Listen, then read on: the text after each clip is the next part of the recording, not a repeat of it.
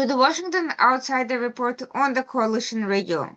For those newly joining the program, my name is Irina Zuckerman and I'm the editor-in-chief of the Washington Outsider.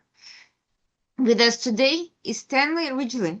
He's the author of DEI Exposed: Merit, Fairness, Equality, Respect, Results. He is going to discuss with us his book, but also what happened after the book came out, the Trump administration's policies to reverse DEI in the academia, and to what extent it actually is succeeding in offsetting the impact of those policies, and to what extent there's a different type of work to be done altogether. Now, thank you so much for joining us today. I see that you've studied at the Lomonosov Moscow State University. Before the program, you briefly mentioned a little bit about studying Russian while you were in the military. Can you tell us a little bit about yourself by way of introduction, and eventually how you came to write on that particular topic out of the many interesting issues that you've obviously been exposed to in your life? Well, I don't know how interesting my life has been, but I'm certainly willing to share. I'll share that with most anyone. I'll talk a lot. My wife will tell you that I like to talk. Just the trouble is finding someone who's going to listen to me. No, I was in military intelligence for the United States, United States Army back in the Cold War when the Soviet Union was our glavny vrag, or the main enemy. And my military intelligence background, the training in terms of analysis, collection, data collection, information collection, massaging, and analyzing to produce an intelligence product has served me well in that academy as I got my PhD in international relations and my MBA from Temple University. My international relations degree was from Duke University. My MBA is from Temple University. And as part of that, I did indeed study at Lomonosov State University in Moscow. I also studied at the Institut Gaston de Social in Paris, the American Business School in Paris. And so this business background combined with military analytics has kind of provided me with what I consider, certainly my own perspective, it could be a unique perspective on higher education. And I like to think that I bring that kind of analytical perspective to bear on the problems that we face in academia. And the problems are many and varied. And I focus on just a few of those problems in my two books, Brutal Minds, and also my latest book, DEI Exposed. Now, how did I come to write these books? Well, it began in the year 2020. During the George Floyd riots that destroyed much of the small businesses in America, $2 billion worth of small business enterprise for nothing. Basically, a kind of ejaculation of outrage that had been perhaps building. I don't know. But the problem that, as I saw it, was that many university presidents did not want this type of unrest coming to their campuses. And so university presidents, who are supposed to be protectors, guarantors of academic freedom, guarantors of the university integrity, of the administration, of the institutions of the university, basically went prostrate. They basically bent the knees. They said, we don't want this kind of unrest coming to our campuses. And so they being the universities and the presidents involved, admitted some sort of culpability for something that happened in the streets of Minneapolis in the summer of 2020, saying that, oh, we're inescapably, irredeemably racist, and we want to somehow to pay contrition, pay reparations for this complicity. This complicity, by the way, was never shown to be true, which was never illustrated. I'll give you an example. The contrition at Princeton University went this way. Summer of 2020, July 4th, 2020, a letter was prepared for signatories acknowledging culpability of Princeton University, what they called rampant racism. This letter was signed by 300 faculty and staff and demanded, I'll say it again, a reform of the university to expunge racism from Princeton University. Well, one journalist by the name of Connor Friedersdorf at Atlantic did what most any journalist would do. should do, actually. He said, I'm going to go and find these people, the 300 signatories of the letter who claimed that racism was rampant at Princeton University, and I'm going to ask them for examples of this rampant racism that have occurred in the last 15 years. That provides a lot of leeway. I think, Irina, if you or I were going to say, well, rampant racism is rampant here in our city, and well, surely we would have examples that we could provide to anyone who asked for one, two, three examples, maybe. Huh? Turns out there were none. 300 signatories of this letter could not offer a single example of racism at Princeton University. And yet, the president of the university, President Eisgruber, acknowledged this letter and basically began to engineer reforms based on these accusations that were completely without merit. Now, I saw this repeated at campus after campus after campus, including my own. And I was aghast that university presidents would cave so quickly to the mob. It's very similar to what Jesse Jackson used to do in the 80s and 90s when he would show up at a corporation and say, nice corporation you've got here. Be ashamed if something happened to it. Be ashamed if demonstrators came out on Monday morning accusing you of rampant racism. But tell you what, you give me a donation to my Operation Push and my Rainbow Coalition, and we'll ensure that that doesn't happen.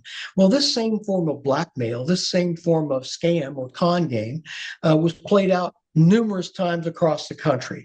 And this led Harvard legal professor, law school professor, Randall Kennedy, to say, why are you spending your time this way? Campuses are the least racist places in America. This is a Black Harvard law school professor saying you're wasting your time because if you're looking to solve the problem of racism, you're not going to find the problem here on campuses. And so you're not going to be able to solve anything. And so I said it's time for someone to expose this nonsense for what it's worth, because very few voices and people were willing to speak up. Certainly at my location and certainly across the country, very few places and people were willing to stand and say, this is, the emperor has no clothes.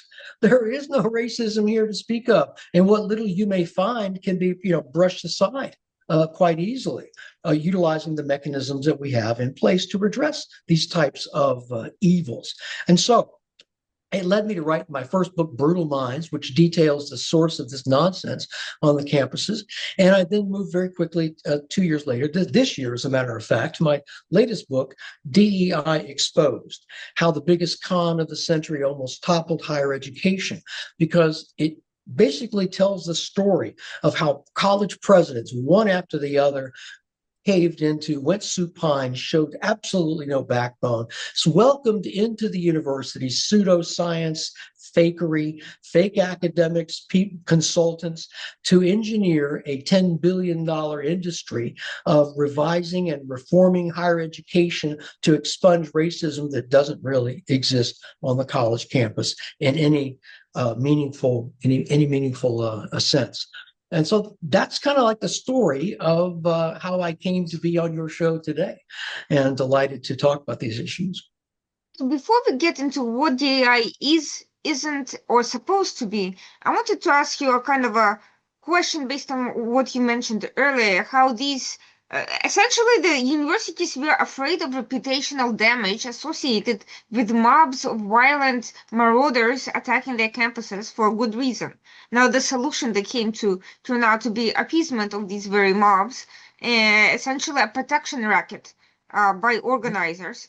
But let's ask ourselves this: why was their response so different 5 years ago from the George Floyd type of scamsters, the Black Lives Matter crowd, to what happened after October 7th with the pro-Hamas groups on and off campus essentially invading these establishments? Instead of doing the same thing as they did in writing pointless statements that everyone signed, they allowed these mobs to continue being violent, and cause that led to assorted hearings, etc., and toppled several university heads at the end of the day. But how to explain their concern about reputation 5 years ago, but then have a completely different approach to the pro-Hamas groups? I think that part of the problem, and it's a very complex issue that you've presented me. But I think that part of the problem was this perspective of college presidents and the boards of trustees were basically following a different model, one that would appease the folks on the campuses, inviting them in for dialogue and that sort of thing. When the basically the culprits on the campus after October 7th were very unlike their predecessors on the college campuses years past.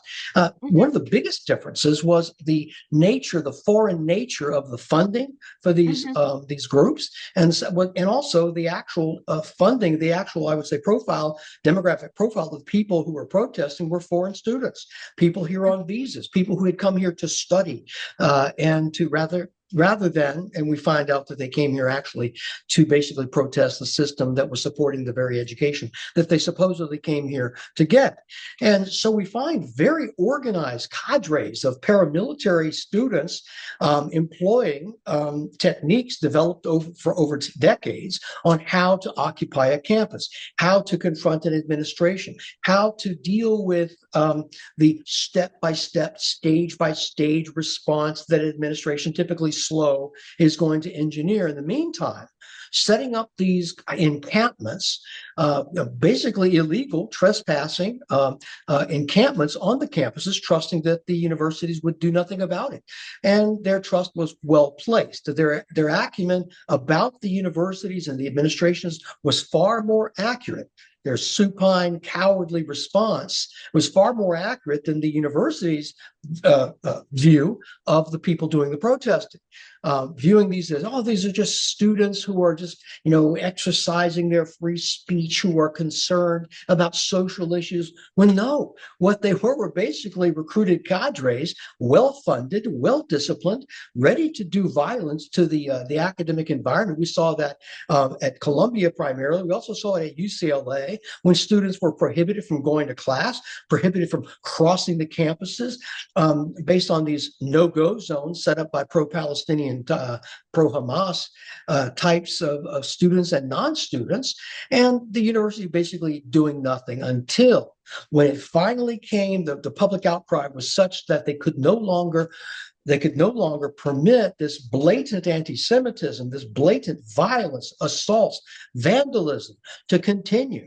because alumni, frankly, were completely disgusted with it. Alumni began to pull back their donations at Harvard University, University of Pennsylvania. Bill Ackman was one of those especially, and of course UCLA as well. And so we find the universities respond, as they always do, to money and the funding. And they began to see their funding begin to dry up in the private source, and we see that that their public funding is beginning to dry up as a result of the current administration's crackdown on racialism and anti-Semitism on the campuses. You take those two and put them together, university presidents are trembling in their boots. And I think that we saw a big example of this when we went to I think it was December of 2023 and on into January of 2024 in the United States Congress, when Elise Stefanik basically, put Harvard, MIT, and University of Pennsylvania's presidents on trial in questioning them and refusing to accept these canned bureaucratic responses. And for the very first time, Marina, for the very first time, these university presidents were faced with an intransigent, noble opponent, unwilling to accept their canned responses, such as, well, Congresswoman, we have a process in place that's running it, and we're going to let it play out to discipline these students. We have a procedural in place, a juridical procedure. No, what are you doing right now? Are you going to tolerate this? Are you tolerating this? We find that Claudine Gay at Harvard University could not survive the disaster, the public relations disaster.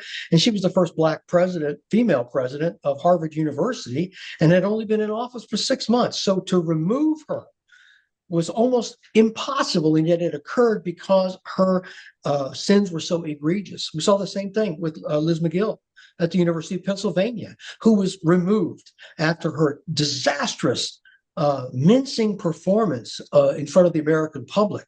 That this congresswoman, a Harvard graduate, Elise Stefanik from New York, basically skewered these college presidents. And I think that was a resounding message to the leadership of colleges and universities nationwide that the old way of giving out these bureaucrat answers is no longer going to save you from the rightful retribution that you deserve for your cowardice. That's the short answer. Now, interestingly enough, a lot of this seems to be more about universities' financial interests and their own self-protection than about actual policies as they're being publicly announced. Originally, what DEI was supposed to do, according to the defenders of that policy, it was supposed to provide an avenue for looking at the merits of the students who would not generally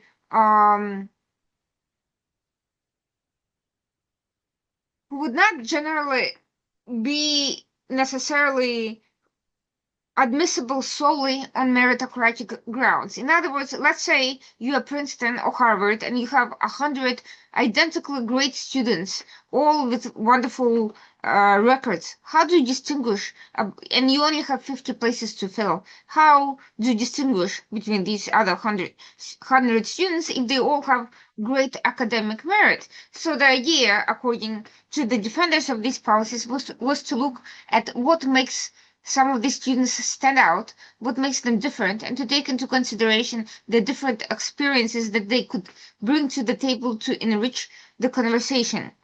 Don't choose the 50, white male or white or Asian students. Choose the ones from assorted, diverse backgrounds, whether geographically diverse, whether ethnically diverse, and in many cases, foreign students ended up fitting into those categories as this criteria became more and more formulaic.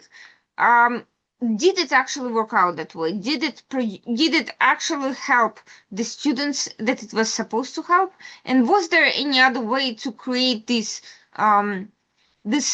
diversity of perspectives by prior means, relying strictly on numerical value of academic records, given how many people from fairly privileged backgrounds have access to the same types of tutors, the same types of programs, and the same types of academic door pathways to accessing elite institutions?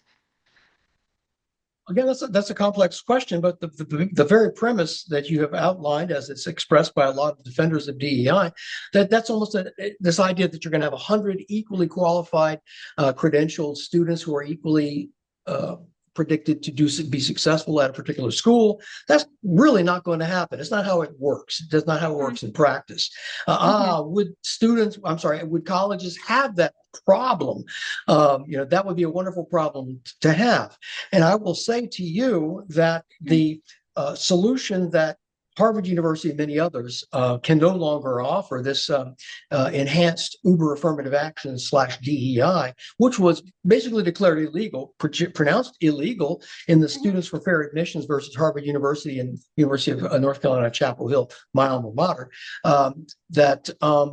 that you can no longer offer this Uber affirmative action if it's race-based. This is clear because the Students for Fair Admissions was basically a group of Asian students who had found themselves discriminated against in admissions because of the differentiated criteria that was based solely upon race. Now, this leads to the most obvious solution from my own perspective to solve this problem.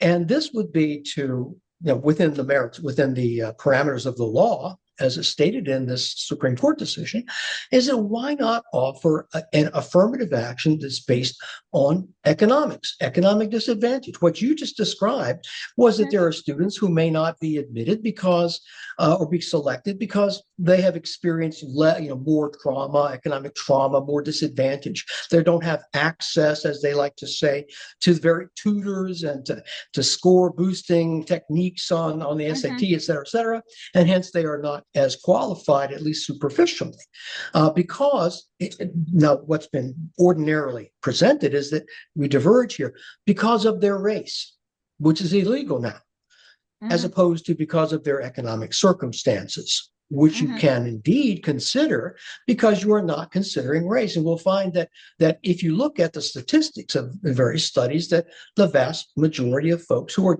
economically disadvantaged in this country are African American and Hispanic families. And therefore, a program that is based on economic disadvantage will proportionally advantage and benefit Mm-hmm. Blacks and Hispanics. Now, certainly Mm-hmm. some whites would be in there because of disadvantages as well.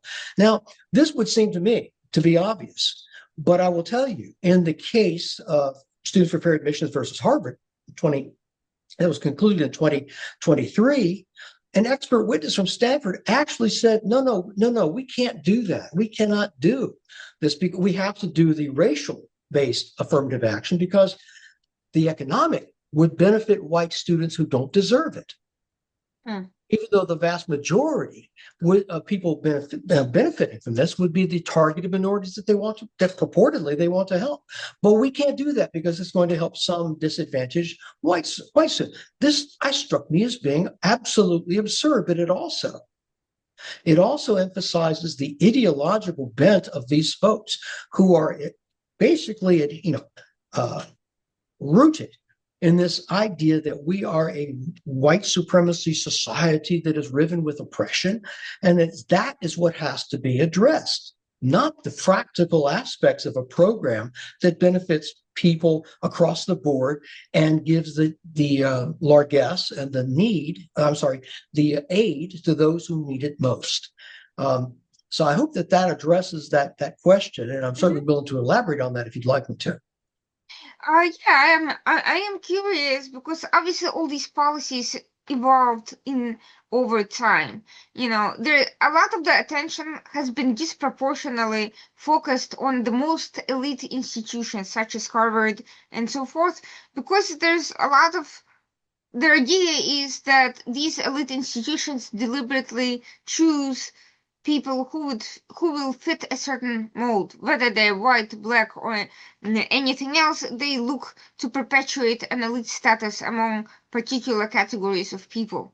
And at the end of the day, they're not really interested in helping the disadvantaged. Once you get in, you can get a scholarship, even a full ride based on the economics to ensure that you are able to get in. But they're all sorts of essentially coded language to keep people who are not themselves from elite backgrounds out of the circles of power that Harvard and top Ivy League and other schools are pipeline to.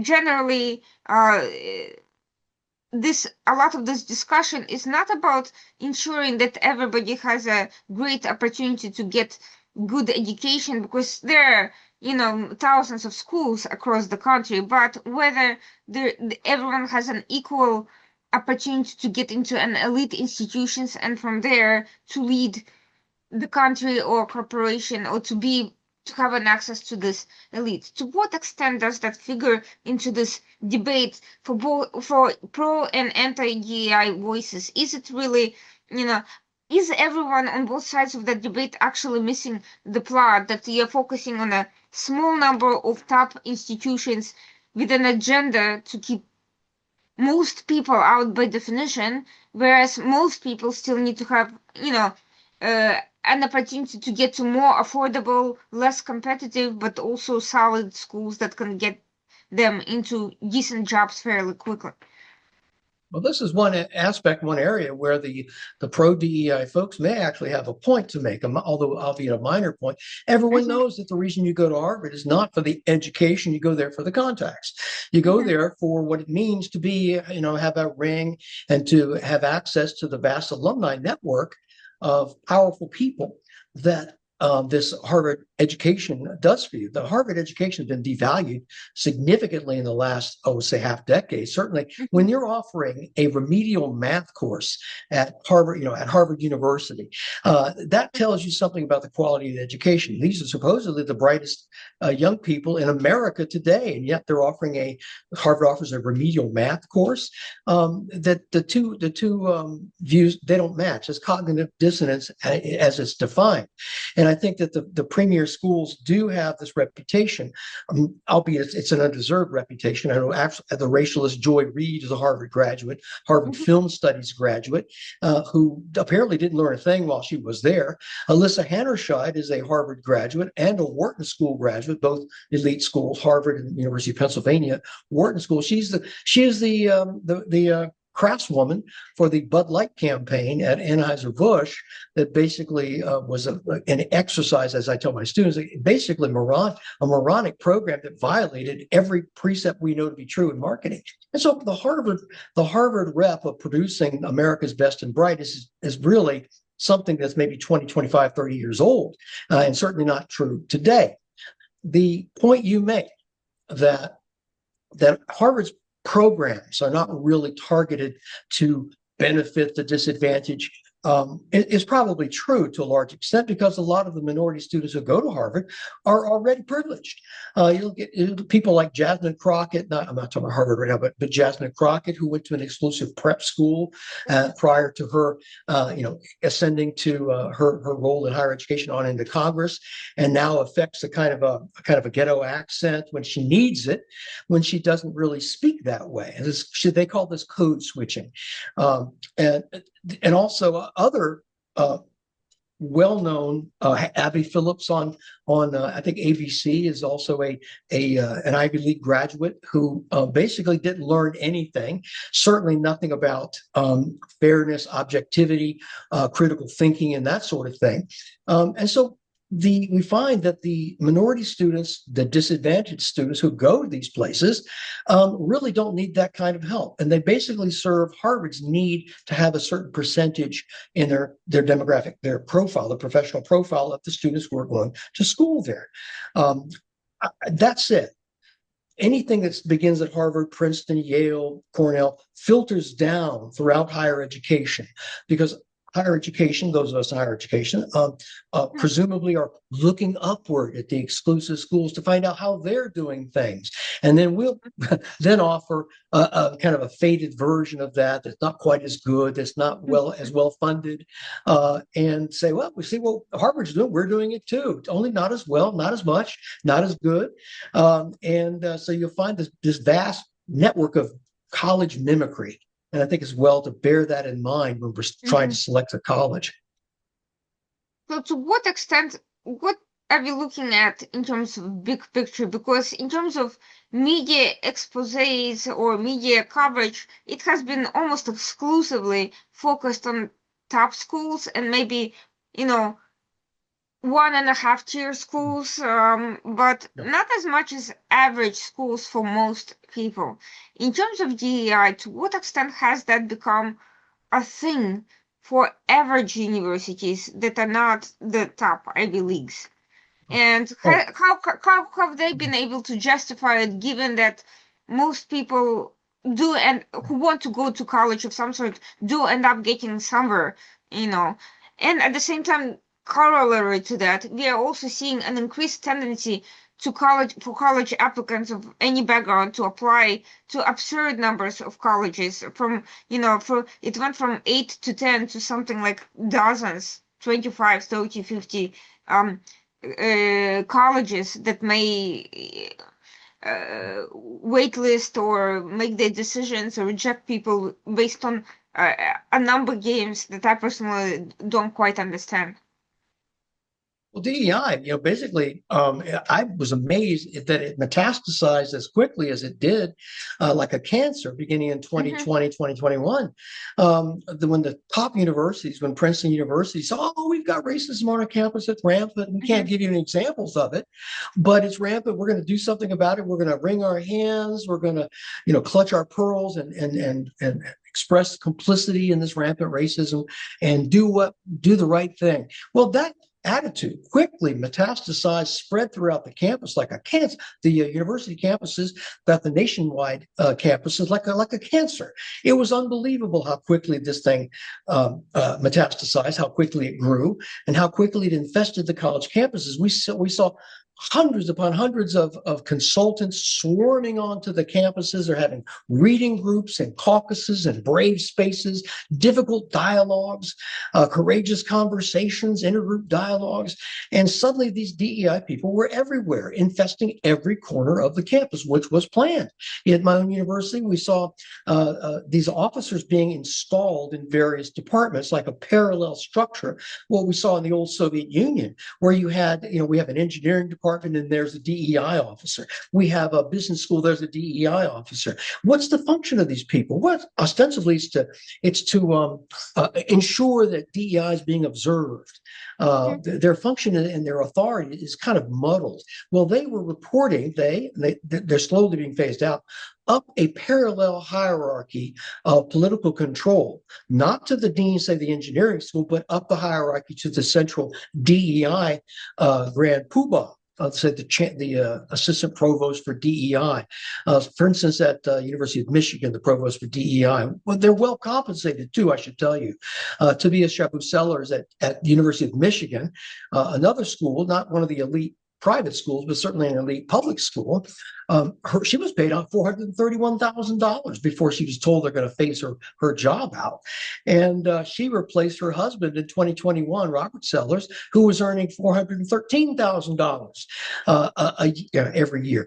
An example of not just nepotism, not just DEI, the spread of it. So we find the average schools, the vast majority of the in-between schools, quickly and very much in a grand mimicry, pursuing the same DEI programs that the elite schools were endorsing. We saw lots of online programs of certification of faculty members, but also the bureaucrats who are administering this stuff. I should say that the vast body of folks administering this DEI bureaucracy that basically began to rake in money to the tune of $10 billion a year, both in higher education and the corporate America, $10 billion a year. Most of these people are not faculty. Many of them are, but most are not. They are functionaries that come from off campus onto the campuses, and they're consultants with master's degrees in higher education and that sort of thing, with online degrees in diversity and that sort of thing. And basically, getting to the nub of what we're saying here, what was being ushered onto the campuses? What was the nature of this? And most people tend to think, good people of goodwill tend to think, oh, it's just creating a level playing field. It's just giving everyone a shot at the brass ring. It's just teaching about slavery. It's just teaching about race. That's all it is. And we're giving everyone a fair shot. No, that's not what it is. And it never has been that. That's the false flag.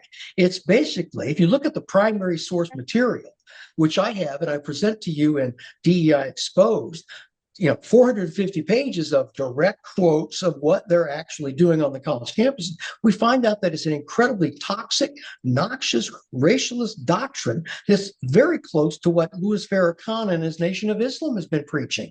They being the DEI functionaries, saying that you and I are guilty by virtue of the color of our skin, or you and that person there are innocent and victims. It's a villains and victims mentality and a doctrine grounded in primitive racialism. Victims and villains, and you have this binary, either or. There's no in between. If you're not a villain, if you're not a victim, then you must be a villain. And this is grounded and based on the color of your skin. This is pure Nation of Islam racism. It's very primitive racialism as well, I should say. If you and I, see a person walking down the street towards us, we basically, reasonable people don't make any kind of judgment, aside from the fact that where we are in town or what the person might be kind of sort of wearing, we can make it out. But that's about it. But a racialist, immersed in DEI, see something much different. They see a villain or a victim based solely upon the race, the color of their skin. That's the fundamental bottom line, baseline foundation of DEI and what they basically try to con people into believing when they get into school. The entire enterprise, and I say this in my subtitle, how the biggest con of the century almost toppled higher education. This con is called by psychologists virtuous victimhood. Virtuous victimhood. It's a con game run by con artists. And the psychologists have defined this and described it, and I give full sourcing on this. If they can get you to believe that you are a villain, then they can portray themselves as a victim, then they then have moral authority and to extract resources from you. And that's all it takes. And this resource extraction, it's called a resource extraction strategy, virtuous victimhood. And that's what is at play on the college campuses. Convince the administration that you indeed are culpable in this rampant racism, and I'm a victim. And so what we're going to do is we're going to bring all of these consultants on the campus to show people, teach all the white students that you're villains and all the people of color are victims. And you're going to pay us exorbitant cash amounts to portray this and continue this and to teach this. And the problem is never going to be fixed. Otherwise, our source of largesse will dry up. I'll no longer have a job. That's basically the dynamic that we're dealing with here nationwide. You asked me about the vast majority of colleges that are just second, third tier underneath the elite colleges. That's the story that animates all of it.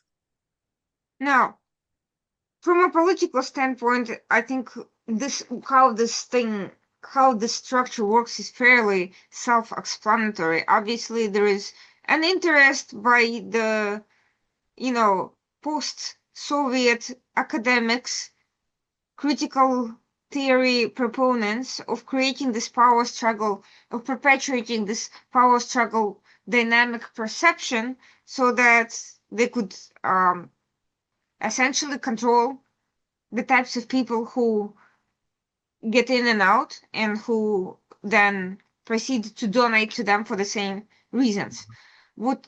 What is missing from this discussion, wider discussion, from the economic aspect of this discussion?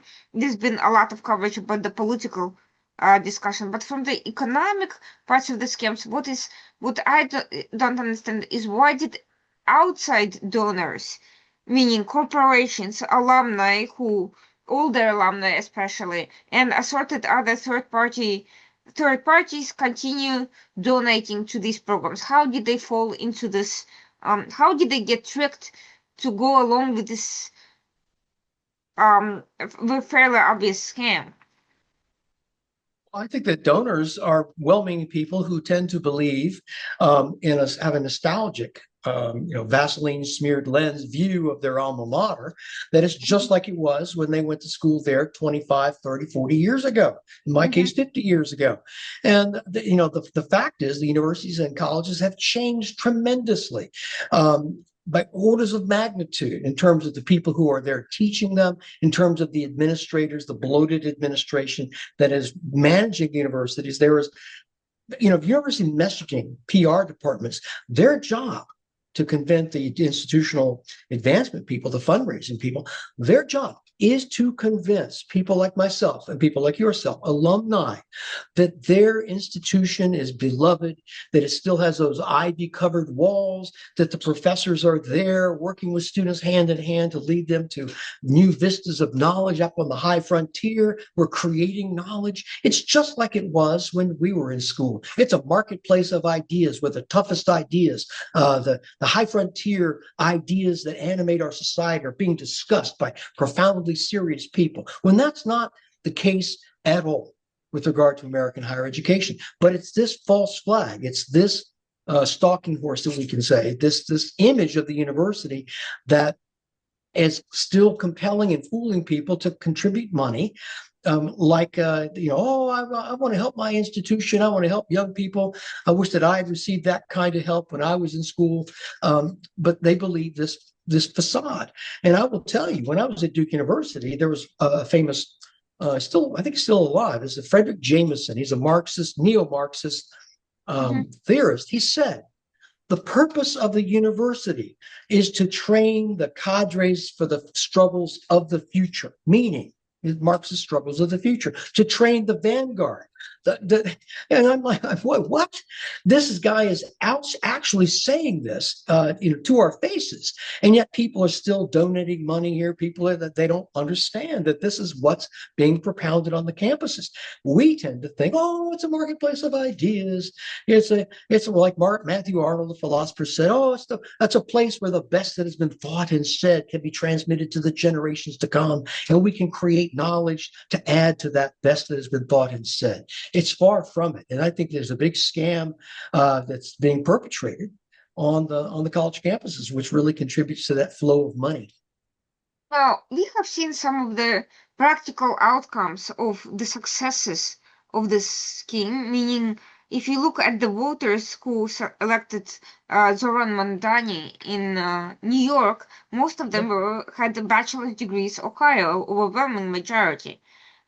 Clearly, they voted for an individual with no practical administrative experience, no real executive or legislative experience of any serious kind, but who nevertheless reflects the rhetoric that comes directly from these DEI programs, meaning all of the people who voted for him accepted.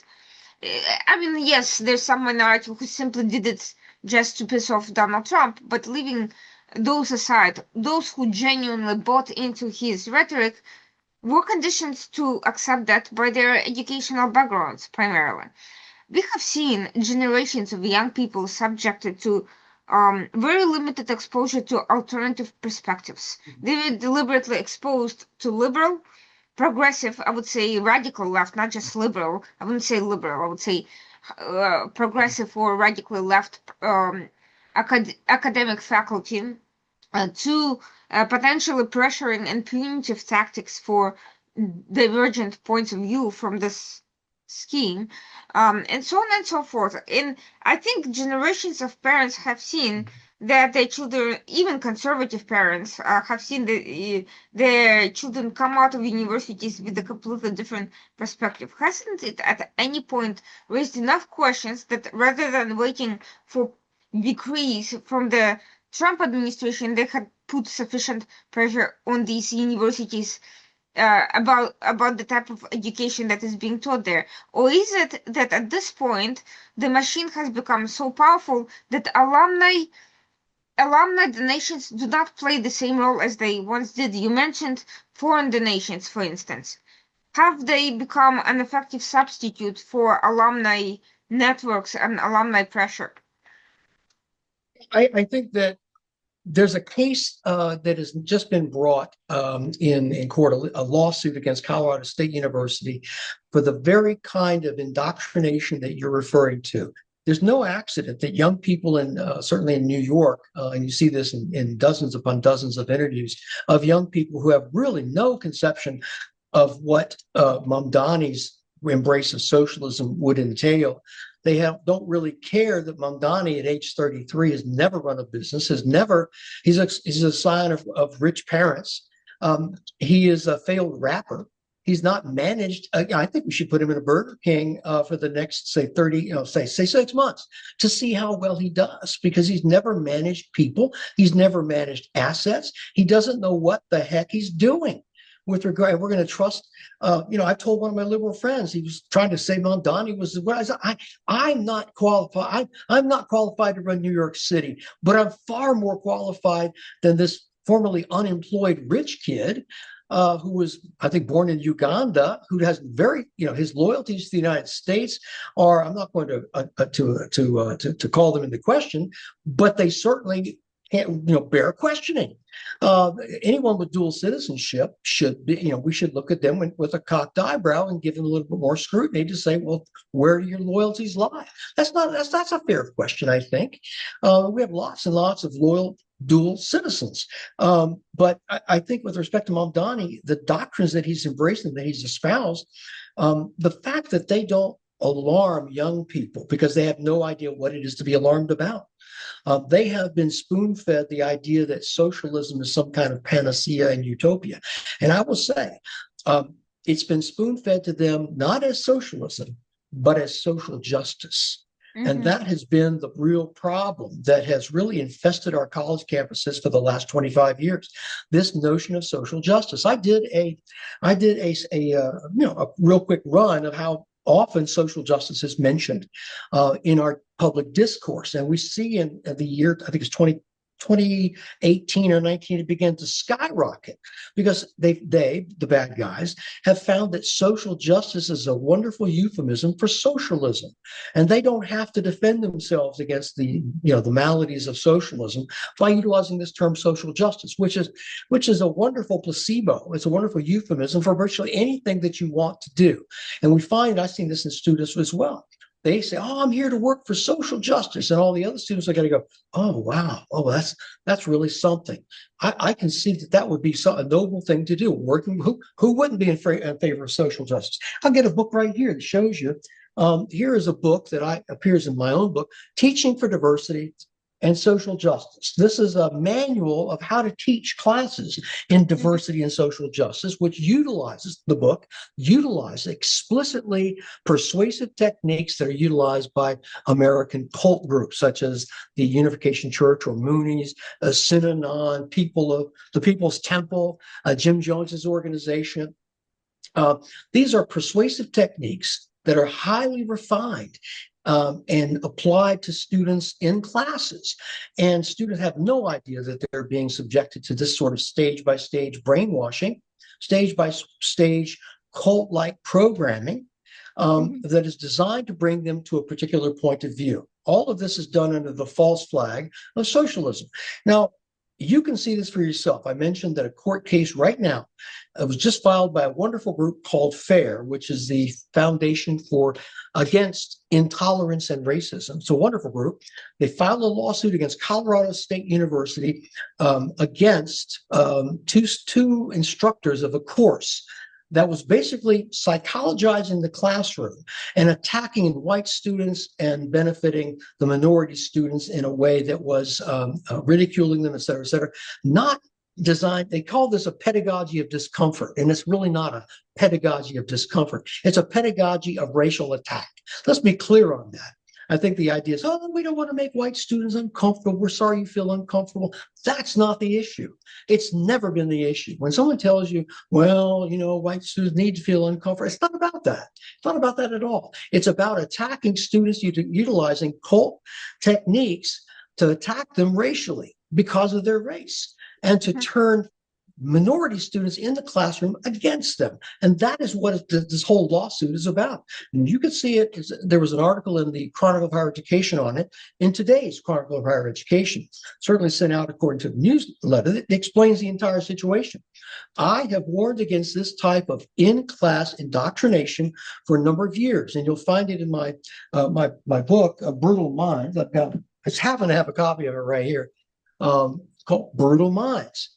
How the dark world of left-wing brainwashing in our universities, how these types of neo-Marxist critical theory types attack our students in both the classroom when they're propounding this ideology, but also outside the classroom in seminars and required orientation groups, brave spaces, courageous conversations, all of them with this DEI label. The idea is to attack students in the classroom, attack their belief system, change that belief system, give them this critical consciousness, which is variation on class consciousness, and then seal it up and refreeze their belief system and give them activities to do. That's the classic brainwash step by step. Unfreeze the belief system, change the belief system, and then refreeze it. This is part and parcel of the doctrine, how they teach for diversity and social justice in the classroom. I tell you what, Irina, I am absolutely elated at this. This is happening right now as we speak. This lawsuit was just filed. Colorado State is shaking in their boots, and I think that it is ripe for a class action suit against anyone who has been subjected to this human subject experimentation, which is in violation of federal law and the Office of Human Research Protections, OHRP. So this is what's going on our college campuses right now. And I think you asked me, what can we do to stop it?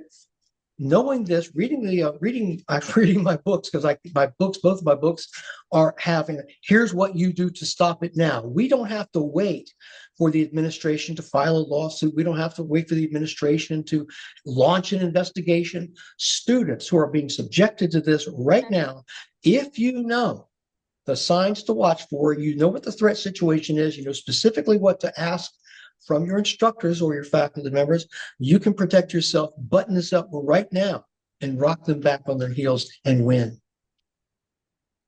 Interested. Of course, besides, several things are happening simultaneously. Yes, you have private lawsuits being filed. On the other hand, you also have educational investigations by the administrations, and you've had Right. various settlements with various universities for X amount of money. Now, some people are claiming that the universities are actually being forced to reformulate their policies as a result of this pressure. Others are claiming that after paying off the administration, they're getting back to business as usual. To what extent do you see the effectiveness of that particular pressure? Is there an oversight mechanism to monitor the implementation of curriculum and practices that are not that are protect the students' academic freedom from being indoctrinated, and how can we balance it with the university's academic freedom to hire at will and to produce the material they teach appropriate? Because clearly there's a balancing of rights, and clearly there's a lot of controversy because nobody actually knows what happens outside the headlines. Okay, Harvard agreed to $500 million settlement in exchange for restoration of funding. They agreed to do X, Y, and Z, but nobody actually knows what is happening. Nobody in the public eye knows whether these bad practices have stopped and whether the substitute is appropriate or equally bad from some other angle. Yeah, there are several points I want to address there. Is DEI continuing under a different name after the public pressure, basically the government pressure saying what you're doing is illegal, and so I think that you'll find a renaming of departments or renaming of titles that certain people have. The University of Virginia, it was discovered that the webpage had not changed, just the titles of the people had changed, the titles on their doors, the titles of the programs, but the program was the same. There's a group called openthebooks.org, I think, that really found this out, and I really recommend them if you want to keep track of what's actually happening. But I think that we have learned that policy is personnel. And that as long as the same personnel are in charge, the same people whose reasoning, the same people whose decision making, what led them to make these types of decisions and led them to engage in great oratory about fairness and about equity and diversity, inclusion, and belonging, they're still there. They're no longer saying that. But the thought processes are the same. They're going to make those same decisions if the next administration they find more friendly. Those people have to be expunged from the university for violating anti-DEI policy. I hate to say it's called anti-DEI because it's really not. It's basically following the law. It's basically legal prohibitions against illegal discrimination. And I think going back to the beginning, we saw the various encampments on the university campuses back in 2023, 2024, and the disruptions. If universities had simply done the right thing at that time by shutting down these encampments, disciplining the students involved, protecting their Jewish students from harassment, charging these students with vandalism and trespassing, charging them and removing them, expelling them, sending them home for their assault and their violent language, then the university would have never had any problem. All they had to do was enforce their own rules, which they neglected to do. And you can answer the question, well, why did they not enforce their own rules? That is a question that is worth exploring. Why didn't you expel students who were guilty of assault and intimidation and bullying and vandalism and trespassing? Kick them off your campus, send them home. If they're foreign students, send them back to their home country. Let them do all they want to there. The universities did not. Many universities did not do that until it was finally, they were forced to do so with public pressure, alumni pressure, and government pressure. So I have no sympathy for universities now that are whining, well, the oversight, oh, it's academic freedom is at risk. No, it's not at risk. It never has been at risk. You have made the bed and now you need to lie in that bed, or indeed make the bed, fix the bed, buy yourself a new bed, and recognize that you failed in your oversight. You failed in your lack of you failed your responsibilities. You showed no responsibility, no accountability, and you actually sent these college presidents up to Congress to try to make some sort of excuse for it. It was disgusting. It was abhorrent. I'm delighted that Claudine Gay was set packing along her way, except I should tell you, she's still receiving her $900,000 Yes. salary as a member of the faculty of government. How do her colleagues feel that this plagiarist, this cheater, this person who was kicked out of her position is receiving probably 5 times more recompense than they are as a faculty member? Again, also Liz McGill returned to her position of all places on the law faculty. And so we find that there is this type of disconnect between what ought to happen and what is happening, and we have to be vigilant with respect to what's actually happening on the college campuses. There are a lot of places you can go to find out. FIRE, the organization FIRE is one. FAIR is another one. My newly discovered organization is doing great work. And Minding the Campus is a publication of the National Association of Scholars, great organization. Now, you have to be really committed to understanding and learning about higher education. The average person doesn't have that. I enjoy doing that, and I've been doing that for quite some time. I would say also that the Chronicle of Higher Education, you have to be aware of what you read there. If you have supplementary education and knowledge of reading, you can read between the lines. But the Chronicle of Higher Education is basically a shill for organizations like the American Association of University Professors, the AAUP.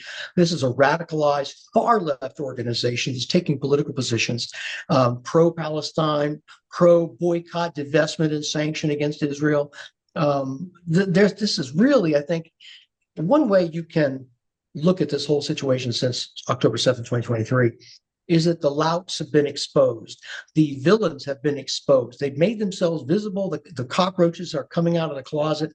And if we have the guts and the wherewithal and the courage to slap them down, remove them from their positions of influence, we can win this thing. Now, we have a logistical issue.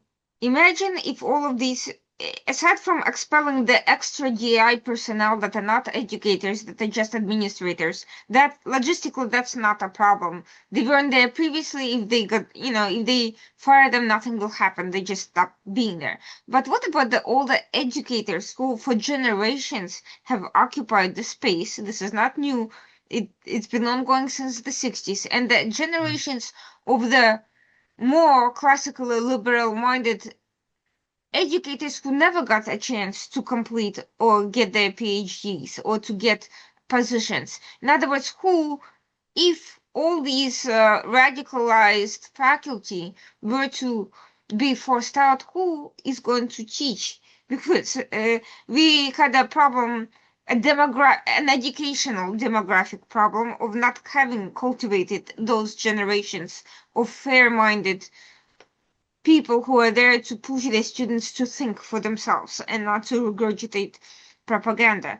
So what happens if all of this gets shut down or loses funding or ultimately is seen to be as unworkable and impractical, which is exactly what it is, given the Mamdani results, among other things.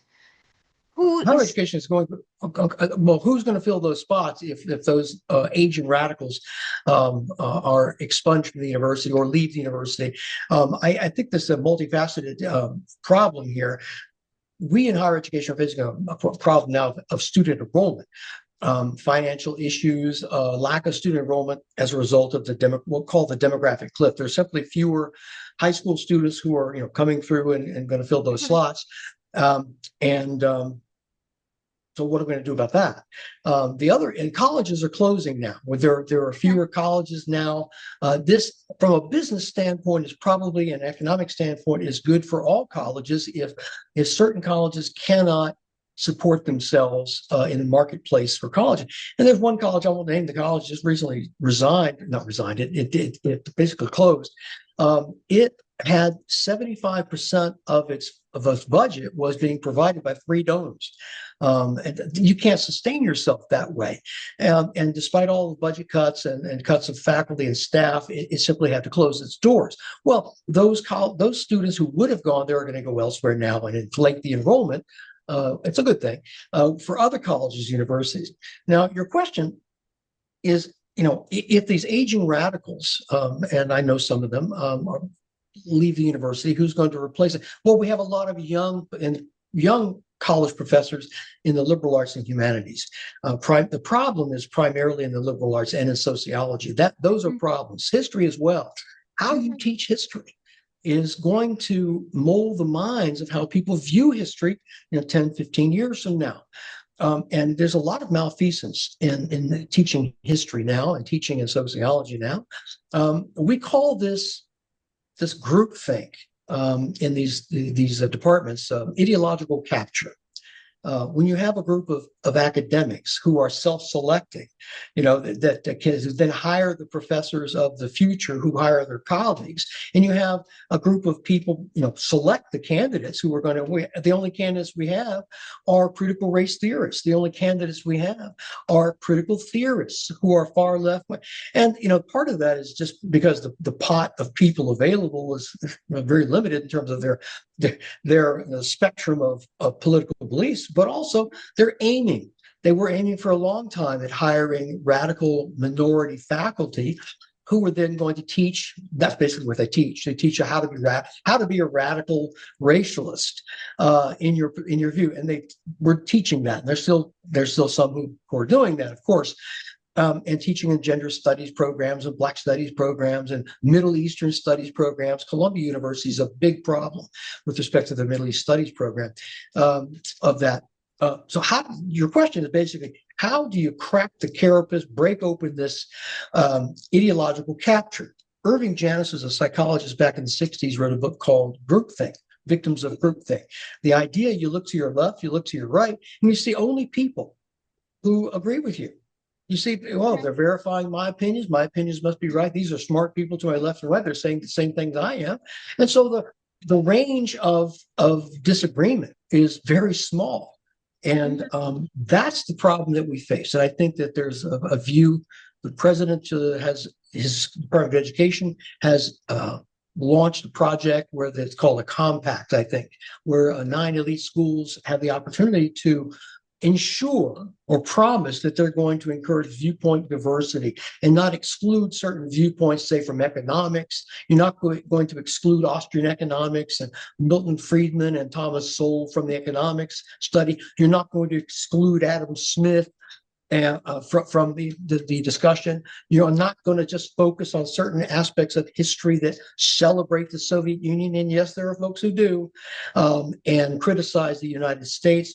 This viewpoint diversity, I think, is a big part, will play a big part in terms of recruiting the types of faculty who are going to not indoctrinate students along the opposite line of what we've seen, but simply open up a fair classroom to say, let these major arguments contend in our classroom. Here's reading, here's a reading, here's a reading. You can look at Peter Singer, who's an evolutionist, or you can look at Ayn Rand, and you can look at Milton Friedman, you can look at Karl Marx. You can discuss all of these, and we'll let you apply your critical thinking skills and come to the decision as to what you think is most reasonable.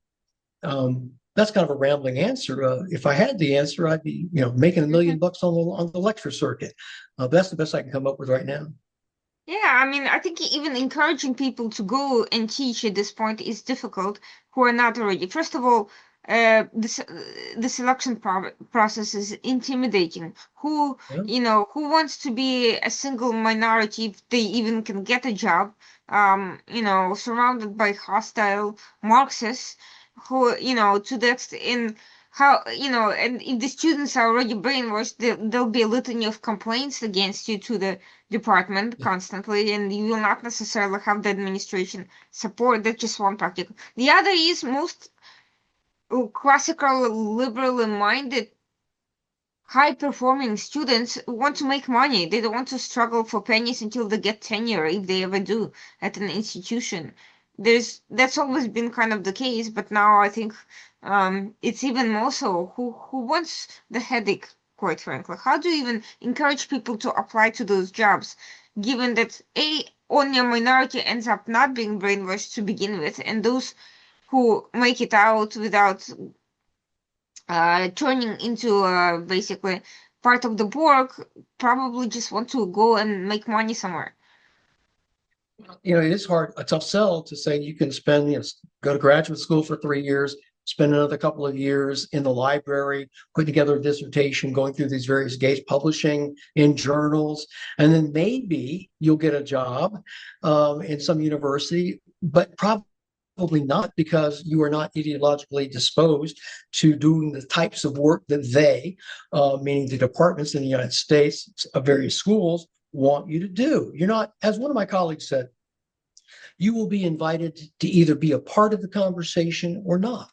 And they tend to want to invite people into to hire people who are going to be a congenial conversationalists.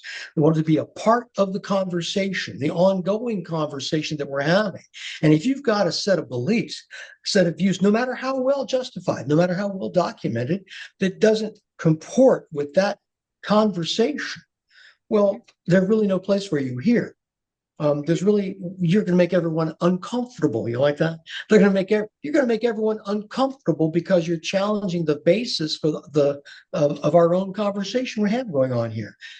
That's not a appetizing course of action. That's not an appealing course of action. And so, as you said, the smart people, the folks are going into finance. Numbers-oriented people are going into finance. That's where a lot of money is in the business school. I teach in a business school. You can also look at folks who are going to become lawyers, becoming doctors, and that sort of thing. They'd rather do that than combat on a daily basis.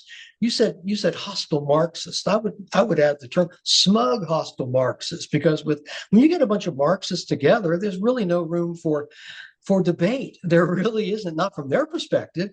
The only problem in their eyes is how they're going to convince a wrong thinker like yourself to elevate yourself to what they call critical consciousness. And what that all that means, and that's the term. I don't know if you're obviously familiar with class consciousness, the classic Marxist formulation. Well, that was changed to critical consciousness by a fellow by the name of Paulo Freire, a Marxist Maoist educationist from Brazil, in his book Pedagogy of the Oppressed in 1970. And he is revered amongst education school theorists. He was a Marxist. He was a Maoist. Clearly, he revered Lenin. He revered Stalin, but he saved his love for Mao Zedong. He said that Mao's cultural revolution was the most genial solution of the century in terms of re-educating people. And so this is the guy that education schools revere. And so how do you argue with that? Because they say, they being the people like people in the education department and the philosophy department of my own school, say they have ascended to critical consciousness. All this means is that they agree with the nostrums of Mao and Paulo Freire, and then you don't. You and I, Irina, we have false consciousness. And all that means that it's kind of a tautology. One is defined in terms of the other. Critical consciousness means that you and I have not ascended to, we're still wallowing in false consciousness. False consciousness means what? Well, we haven't ascended to critical consciousness. And all that means is that we agree with that branch of radical ideas that has animated totalitarians from time immemorial. And so how do you deal with that? You have to tell people you're going to go into become a professor, and you're not going to have critical consciousness. No one's going to invite you to lunch, and you're not going to be, certainly not the toast of the town. And so it's a tough sell. I mean, I am sure, given the the AI, the growing role of AI in education, I think it's only a matter of time before some of that can be supplanted. Some of the education can be supplanted by an AI designed curriculum or education. But for now, we have a logistical issue. We don't have enough people who are qualified to teach non-DEI curriculum, and we don't have enough demand from people graduating to try to break through these ranks. So I don't know how that's going to be accomplished. I don't really see whether there is any legislative or judicial mandate that can actually intervene with the natural course of of the deficit of qualified academics. The other issue, of course, is one that rarely spoken about, is the K through 12 education. The fact is, many of the students coming to colleges already indoctrinated long before they even step on campus. And this is as true for private schools as it is for public education in many places, unfortunately. And even charter schools are not always the perfect solution, and not everyone is able to teach children at homes.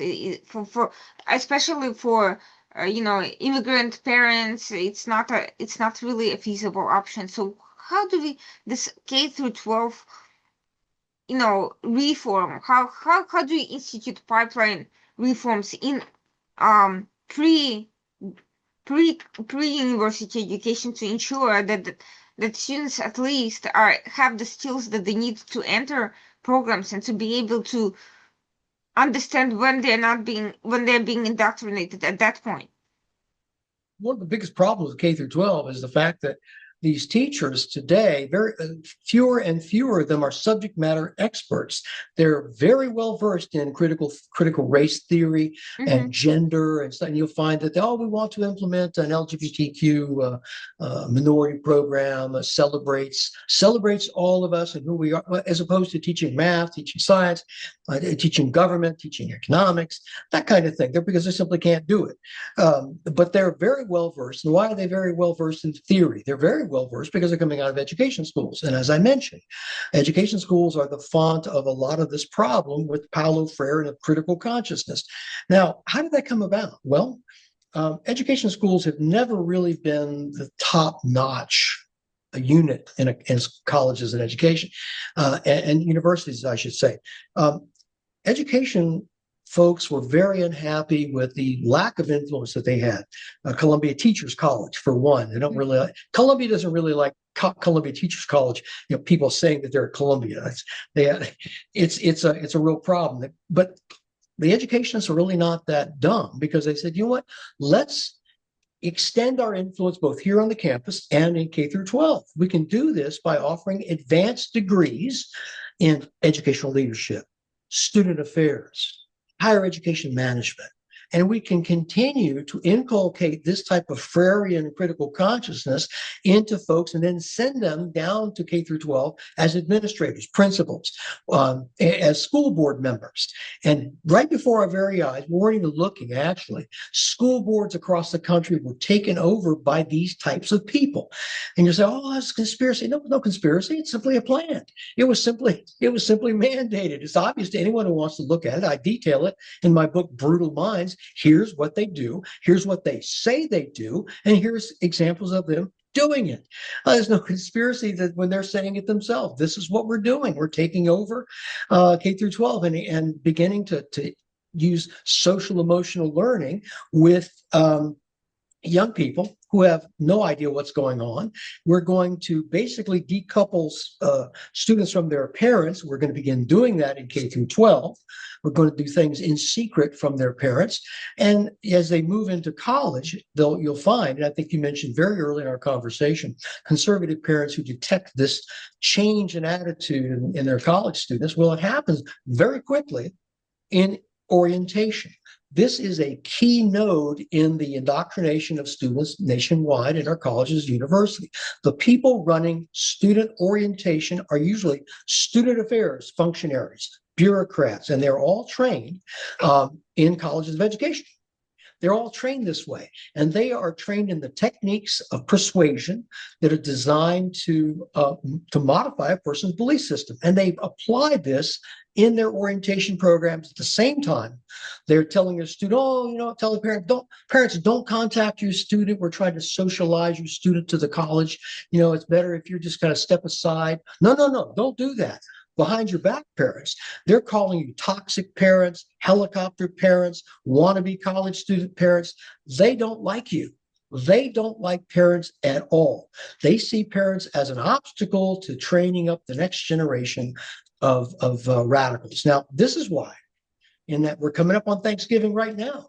Irina, coming up on Thanksgiving, what's going to happen? It happens every year. Students come home from college, freshman students, angry, bitter at their parents for not telling them the truth about the social world, for not telling them about oppression, for not telling them how to peer into the contradictions of society, the power and privilege in the relationship. And they're going to be using a language and jargon, a lingo that's unfamiliar to parents. They'll be talking about interrogating your ideas and unpacking that. They're going to be using all kinds of critical race theory, of intersectionality, and talking about what I learned in my racial caucus or my intergroup dialogue. It's a predictable as the sun coming up tomorrow that this is going to happen. What I try to do is interdict this, and not interdict it by the federal government, in the sweet by and by, but right now, showing parents, here's how you engage with your students who are coming home with this nonsense. Here's how you engage with them before they go away from home. Here's what they're going to face with these folks who are doing their best to gain their trust in this orientation, so that so the students will divulge. This is one of the techniques that I think Robert Cialdini, the influence professor of sociology, wrote several famous books on influence. These folks try to gain your trust. It's what cults do before they try to bring you into their cult. They try to create a false sense of security and trust, and then encourage you to divulge, to make yourself vulnerable. Self-disclose. This is what they say. This is their language. I'm not making this up. In fact, I will show you again. This is their manual. It's called Teaching for Diversity and Social Justice. This is what informs much of my writing. It's come out in 4 editions, beginning in 1997, 2006, 2016, and again in 2023. And so it's a durable, continually revised book on how to brainwash students into believing this false notion of diversity, into believing that you are an oppressor or that you are oppressed. This tells them how to do it. I can't be more explicit than that. This is not me making something up. This is me citing them and quoting them, and probably the only one on our side of the fence with any kind of patience to read through this nonsense and then actually write a book about it. I did it so you don't have to do it. The important point is getting people to read it. Now, the most important question, I think, for many people is what is the impact on the quality of actual work products that comes out from the graduates of these schools with high degree of DEI involvement? Are they actually equally qualified to perform basic tasks as people who did not have that level of indoctrination? Do they have the work ethic needed to succeed in a very competitive environment today? Well, you're talking about a lot of people there, and I can only speak for the people I've dealt with and people I've seen. And I make a point of watching videos that people leave of themselves trying to explain society to the rest of us. I think you know what I'm talking about. These are people who are smug and self-possessed and think that they've just graduated. They're belly aching because they don't have a job and they had a gender studies degree. They can tell you what they think is wrong with society. They can use the words of power and privilege and intersectionality and use all of that, but they can't actually, they have to be taught to make a cup of coffee if they're working for Starbucks. And that's usually where a lot of them end up, because they're simply incapable of functioning in the real world, dealing with actual people who have to put bread on the table, who have to earn a living, who have to take care of a family. These people are trained to be outliers in our society. And that's the real problem. You asked me the question, are they capable of doing a job? Probably not. You have to look at the people. I saw someone announcing that they were majoring in gender studies and sexuality. I said, what kind of job are you going to get? The only job you can get would be to get an advanced degree and then teach that very same subject to someone else. It's like a tight, hermetically sealed loop there. Its only use is to teach other people how to do the very same thing. It's like teaching alchemy. In alchemy, how to turn, the philosopher's stone, how to turn lead into gold. I'm gonna major in that. I can't get a job because obviously I can't turn lead into gold, but I can teach other people how to learn the specifics of alchemy, and I can get an advanced degree and establish my own loop and get a lot of money for that. If gender studies and sexuality is probably very popular in terms of what universities want to be able to offer, so they get money. They are able to get grants from teaching that sort of thing. Teaching oppression there's big bucks available in teaching oppression, but it's available to the people who teach it. There's no big bucks available to the people who believe it and who begin to practice this and begin to let that theory inform their lives, as opposed to letting real knowledge, actual authentic knowledge, inform their lives. There's a downside to this, of course. I mean, it's a terrible downside.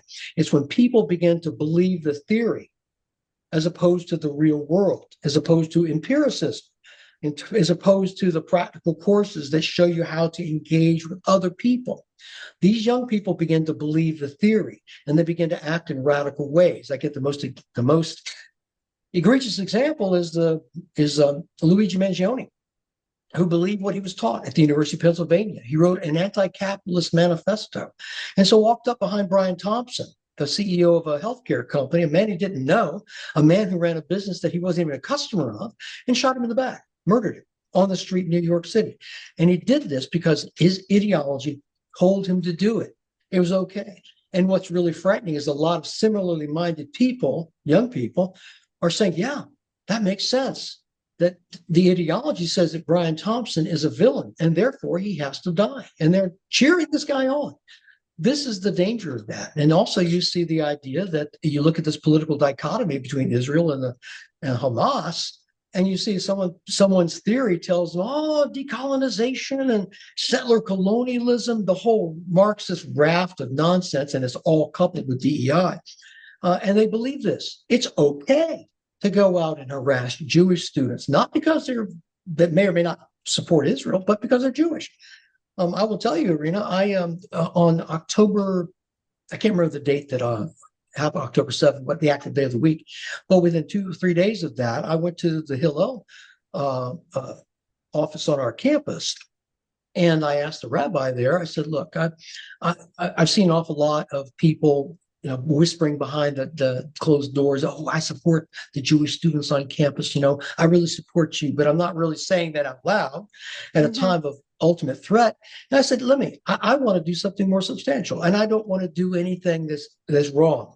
I said, would it be appropriate for me to wear a yarmulke or a kippah in public as a show of solidarity with the folks who are on the side of civilization as opposed to the folks who are on the side of barbarism?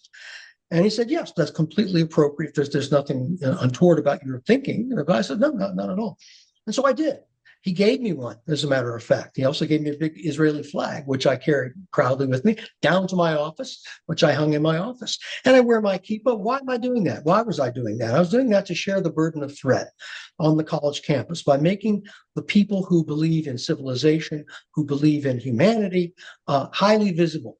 And I'm wasn't going to, hey, I'm with you on this. But then, you're on your own when it comes to, push comes to shove. And so that's what I mean by not allowing ideology to tell you what to do. You look at this guy, Tyler Robinson, who killed one of our public figures back in September. He was a believer in rank ideology, and he did what his ideology told him to do. He had to kill the oppressor. He didn't know this guy, Charlie Kirk. He didn't know what Charlie Kirk stood for, had to say. All he knew was what people told him, what his ideology told him, and he acted accordingly. So that's the real danger that I see happening. These are people not only unable to function in society in terms of creating wealth, but Mhm. are a real danger to the rest of us. So here's the issue then. What reforms and by whom can introduce viewpoint diversity as part of the so-called diversity um, embracement by university without at the same time codifying outright partisan quotas? And at the same time, how can the boards of the universities, some of which function in a very clandestine and murky way, like the Harvard corporate board, be engaged in order to introduce sunset clauses to various programs, and so, and in general engage in active self-reform of of the way universities function Well, the that last universities function. beyond one or two U.S. government administrations. Let's say Trump leaves, somebody else comes in. We don't know how they will enforce the current issues. So far, it's been very tactical. It has not been a long-term engagement. So this means the universities themselves have to have these provisions, and who is better positioned to do them than these corporate boards? Well, boards of trustees are a wily lot. I mean, I call them in one of my books, the sleepy boards of trustees, which are usually not very involved. I've never really seen and understood anything where the boards of trustees meet, I think, twice a year. And what do? They meet, they are feted, they receive all kinds of sweets and coffee and juices and Coke. And the president of the university has been preparing for the meeting for months, okay? And he Mhm. presents basically, here's the job I'm doing, and I'm doing it damned well. I want you to vote me a raise. And they do so. He is evaluating himself. There are never any tough questions that go there. They're usually in cahoots with each other because the presidents of universities have a great deal of influence over what the board thinks, controlling the flow of information. One of the reforms that I see is a flow of direct information from faculty to Mhm. boards of trustees, away from these administrations, the admins who give themselves raises, who promote themselves, who are ubiquitous, and they don't like the faculty at all. Mhm. Faculty run are the university. They're the only. Without faculty, you can't have a university. We can do without bureaucrats easily, but we Mhm. cannot do without faculty. I Mhm. think you can tell I don't really like university bureaucrats at all. And the fact is, their value added is hard to quantify. But I think that if you have established a pipeline of information to the Board of Trustees from the faculty, say from the Faculty Senate, I think I'm a member of the Faculty Senate. I'm on the Faculty Senate committee for a steering committee for my own university's Faculty Senate, and I have a very, I would say, outspoken way about myself in terms of what I say and do. I think we ought to have a direct pipeline to the trustees to let them know what our perspective is. That's one method of reform. I think you're right in singling out Harvard. It shows, kind of exemplifies the problem. The lead governing board lead of the governing board of Harvard University is a woman by the name of Penny Pritzker. She's no academic. She's the brother of Big Boss Pritzker, J.B. Pritzker, the governor of Illinois, and she's a billionaire heiress to the Hyatt Hotel fortune. And that's her qualification for running Harvard University's governing board. That tells you an awful lot. Left wingers they hate billionaire oligarchs unless they're named Pritzker and billionaire or Soros. They love those guys and gals, but they don't like the billionaires, oligarchs such as Bill Ackman, that kind of thing. So I think that one way of resolving this is to basically, you can invest in the colleges and universities that do a good job. You had a major $100 million donation made to the University of Austin, University of Texas Austin, University of Austin at Texas, which is a private school, which is founded as alternative university. He's 100 billion. I can't really think of the guy's name, but God bless him. He's making a major impact with his money, and he's pledged that that students will never have to pay tuition as they go to school, and will never take government money. Mhm. That's one way of establishing that kind of reform. But asking universities to reform themselves, to Mhm. govern themselves, is a big ask because they've shown Mhm. themselves incapable of governing themselves and enforcing their own rules. They've shown themselves that Harvard was guilty, desperately guilty of everything they were charged with by the federal government. Does this mean that Harvard ought to forfeit its ability to govern itself, perhaps for a period of time? I don't know. It's like putting a school on probation. Maybe there's a mid-range solution. Don't put a university. It's almost like probation for a criminal. Prescribing government service or community service for a short period of time. I'm not sure how that might work, but it's a mid-range solution that universities won't like, faculty won't like. Everything, Irene, is a violation of academic freedom. Just ask a faculty member, they'll tell you, oh, academic freedom, even though it's extraordinary and extreme views that have nothing to do with academic freedom are basically cramped, shoved in that, crowbarred into that. I think we have to look askance at universities that automatically deflect, I would say, to defer to academic freedom as their catch-all excuse with a bit of skepticism. I think that we ought to have rational discussions about that. But right now, the universities that were given the opportunity to sign President Trump's act with education haven't even seen fit to give them any feedback, because the initial foray was, hey, give us some feedback on this compact. Tell us what you think about it. And only one or two universities actually gave them any feedback or said, we're looking at the issue. The rest, Harvard and Penn, the usual suspects, said, we're at Dartmouth. We're not going to, no. We're not going to do that. And I think that they were able to internally gain unanimity.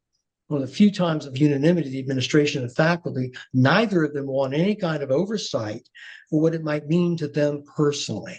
And that's the big sticking point. I think it might have to be done, legally.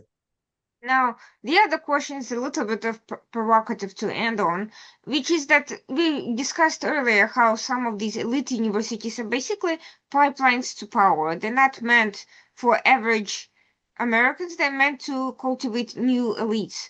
What happens if Supreme Court stops hiring clerks from law schools that are deemed to be excessively ideological? What happens if corporations stop hiring students from those universities and start looking at other universities as the new elite pipelines? What happens essentially if major social forces put their weight behind some other schools and invest in them to elevate them to the level of research, to the level of networking, to the level of resources that Harvard, etc., have enjoyed for centuries? Can that be practically done, or is that a pipe dream? This is an intriguing idea, and one that I've not thought of, because I think you're a lawyer, I'm not sure, but Yes. I think, I'm not a lawyer, so my focus is on business schools, not law schools. I think that's an intriguing idea, the idea that you're going to break that pipeline that refreshes and rejuvenates itself. Louis Althusser, the famous communist, talked about capitalist reproduction, how the system reproduces itself. In this case, you're looking at the circle of influence that's reproducing itself by virtue of bringing in these law clerks and creating this tiny elite that really controls the legal profession. Mm-hmm. How can you, well, first of all, you have to get people to recognize that's what's happening. Getting people to agree on the problem is usually the first big obstacle. That seems hard to believe, but pointing that problem out and saying, okay, they won't agree with you. Because it's almost like that scene from the Shawshank Redemption where Andy Dufresne is with the warden, and he says, he's telling him, there's this guy who can prove I'm innocent, and the warden, he's just kind of not really registering. He's just saying some stupid things. And Andy says, how can you be so obtuse? And the warden says, what did you call me? And Andy's obtuse. Is it deliberate? And so what we find is there's this obtuse response to the kind of suggestions that you have made that, we don't know, there's no problem here. What's the problem? We don't see what the problem is. And then you'll have Chronicle of Higher Education will weigh in and say, well, we got a lot, there's really a diversity here. And it's really not a network of power when it actually is. And so I think that convincing people that there's a real problem here, when you do that, The next step is, well, there's a problem, we have to solve it, or it has to be solved. How to go by solving that? By saying, hey, we are not going to hire clerks from any Ivy League school. The Ivy, you've defined yourself. This is the Ivy League, with the ones that have law schools, I'm assuming they all do. We're not hiring a clerk for the next 5 years. I'm sorry? Yeah, Princeton does not, but I'm just giving that as an example. There's a number of other elite law schools that are not Ivy League but have the similar status. The point is more generally, Duke's Law School, Chicago, Berkeley. I would say it's the idea we're not going to just like make a mid-range. We are going to put a freeze. We're not going to ban it. We're going to put a freeze on hiring law clerks from these Ivy League schools for 5 years. We're only going to. This is our bid for diversity. They can't really deny. They really can't, argue against that, can they? It's a bid for diversity. You have dominated the clerkships here. This is institutional bias. We're going to stop that institutional bias, and we're going to start hiring law clerks from these other schools, and see what happens over the next 5 years. One of the reasons I'm saying this could be a good time to do that is because there is increasing discontent coming out of some Ivy League universities over the use of grade inflation, which significantly essentially skews the quality of work product that comes out of these schools. The idea for these schools is that the people who go there are the most competitive and most likely to succeed. But if they are really not being held to the highest standard, of course it's easier for them to succeed once they get there. So then how do they, what are their employers actually getting in terms of the graduates? Okay, it's great for the students that they get the network and the opportunities, but what about the employers who get subpar candidates? Yeah, I think you're exactly right. The Harvard University is crying right now. The students are crying. There's an article in the Harvard Crimson that says, "Oh, I won't have time for my extracurriculars to actually. Now I'll have to actually study." It's one student was crying. They couldn't sleep the night before because there's going to be an elimination of grade inflation. They're going to have reduced the number of A's given because everyone expects an A. But then again, we find out you're not really doing anything to get that A. You're basically participating extra, and I won't be able to enjoy my college education. This was actually a student who said this in the Harvard Crimson. So this notion that what Harvard has not been putting out the graduates in recent years that it has in the high-powered folks of previous generations.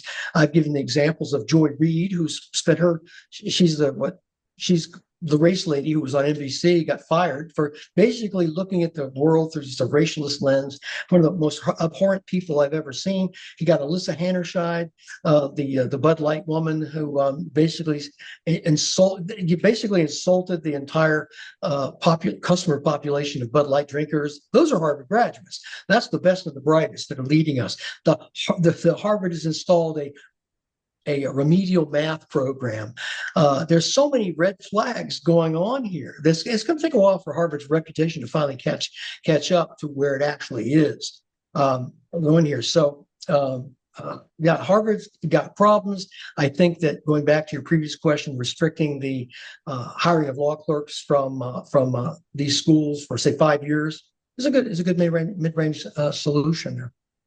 Yeah, I'm just thinking because a lot of the times, if all of this is not actually about the quality of the candidates, if all of this is about reputation and essentially elites helping each other continuing, then how do you actually empower the deserving, competitive students and candidates? That, how do you give them an opportunity to succeed if credentialism rather than actual quality, rather than actual viewpoint, diversity is eliminated from the equation? Yeah, you've got one hand washes the other. That's an old saying. The idea of log rolling, back scratching, and so you have this idea that I'm going to join the club of back scratchers and log rollers that can do favors for each other as we very quickly move through the hierarchy of running this country, while all the poor peasants and lumpen proletariat are going to school at these other places, and they're going to do the work for us, do the heavy lifting. I think that that's the kind of institutional analysis, that the kind of recognition of the structures of power that is missing from our public discourse.